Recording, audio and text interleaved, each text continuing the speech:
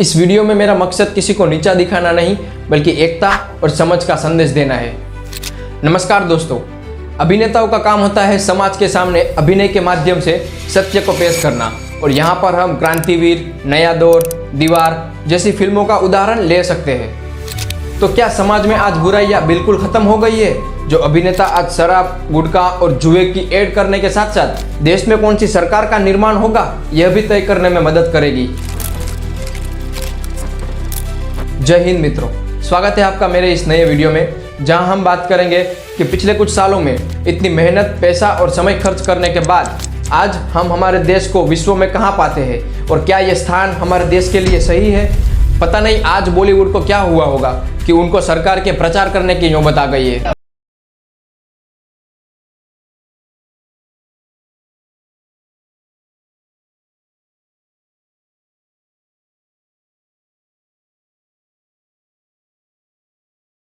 देश में गांधी के विचारों को अपनाकर देश में बदलाव लाना एक गुनाह मानकर उसे सजा दी जाएगी, जैसे नदीम कौर, दिशा रवि और सोनम वांगचुक। तो इस प्रकार का गवर्नेंस गुड गवर्नेंस कैसे हो सकता है? तो क्या अब भविष्य में कोई व्यक्ति अपने देश की प्रगति के बारे में अपने विचार खुलकर दे सकेगा?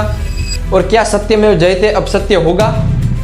और इन अभिनेताओं ने गाने के माध्यम से सरकार की सारी बातें बता दी, लेकिन कुछ बातें मैं भी बता देता हूँ कि सरकार की अलोकतांत्रिक और अव्यवहारिक नीतियों के कारण और क्या क्या मुमकिन है। क्या किसानों की आत्महत्या मुमकिन है? नेशनल क्राइम रिकॉर्ड ब्यूरो के नए आंकड़ों के हिसाब से 2023 में ही 1,71,418 किसानों ने आत्महत्या की। तो क्या इसे हम गुड गवर्नेंस कह सकते हैं? क्या महिलाओं की स्थिति बिगड़ना मुमकिन है?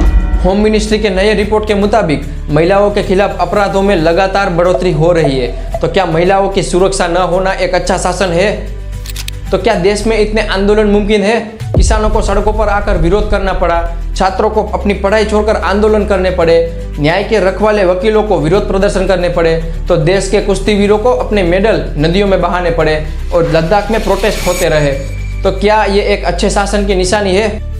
तो क्या देश में इतनी महंगाई मुमकिन है, जहां सिलेंडर 800 रुपये का तो पेट्रोल 100 रुपये लीटर का? तो क्या सरकार में नेता से ज्यादा गुंडे होना मुमकिन है? तो association for democratic reform reports के मुताबिक 643 मंत्रियों में से 302 मंत्रियों के खिलाफ आपराधिक मामले दर्ज है। और ऐसे देश के प्रतिनिधित्व करने वाले लोग चरित्र विहीन होंगे तो देश का विकास बाधित होना आम बात है। और शिक्षा, जो किसी भी समाज का आईना होती है, आज इसकी यह हालत होना क्या मुमकिन है?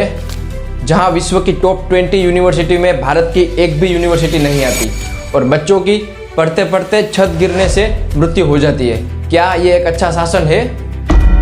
या फिर ये मुमकिन है कि आज भारत का विश्व की बड़ी बड़ी अर्थव्यवस्थाओं में नाम आता है, लेकिन आज भी एशिया की सबसे बड़ी मलिन बस्ती मुंबई में है। लेकिन आज मुझे चिंता हो रही है कि ऐसे शासन के चलते human development index, global peace index, corruption perception index, social progress report, world happiness report, इन सब में कभी हम भारत को सर्वोच्च स्थान पर देखेंगे कि नहीं? तो क्या अब देश में संविधान की रक्षा करने वाले सर्वोच्च स्थान पर बैठे व्यक्ति की सुरक्षा पर भी सवाल उठेंगे? और क्या अब वोट चोरी करके लोकतंत्र को खतरा पहुंचाना भी मुमकिन है? और अगर आपको लगता है कि सत्य को सामने रखकर मैंने कोई अपराध किया है, तो यहाँ पर मैं आपको बता दूं कि भारतीय संविधान का अनुच्छेद 19 मुझे बोलने की आज़ादी देता है, और भारतीय न्याय संहिता की धारा 150 मुझे तब तक बोलने की अनुमति देता है जब तक कि मेरे शब्द भारत की संप्रभुता, एकता और अखंडता के विरुद्ध ना हो। इस सरकार से मेरी प्रार्थना है कि आपके द्वारा बनाई गई योजना का लाभ एक सामान्य व्यक्ति उठा सके। इसके लिए इसका कार्यान्वयन पूरी निष्ठा और लोक कल्याण की भावना से हो। और सरकारी अधिकारियों से भी मेरी प्रार्थना है कि देश सर्वोपरि की भावना व्यक्तिगत लाभों से ऊपर होनी चाहिए, और यही सच्ची देशभक्ति है। और अगर ऐसा होगा तो सिर्फ अभिनेता ही नहीं, पूरा देश गाना गाएगा। और अंत में कि अगर नेता झगड़ेंगे तो जनता भी बढ़ जाएगी, और अगर जनता शांति चुनेगी तो राजनीति भी बदल जाएगी। जय हिंद।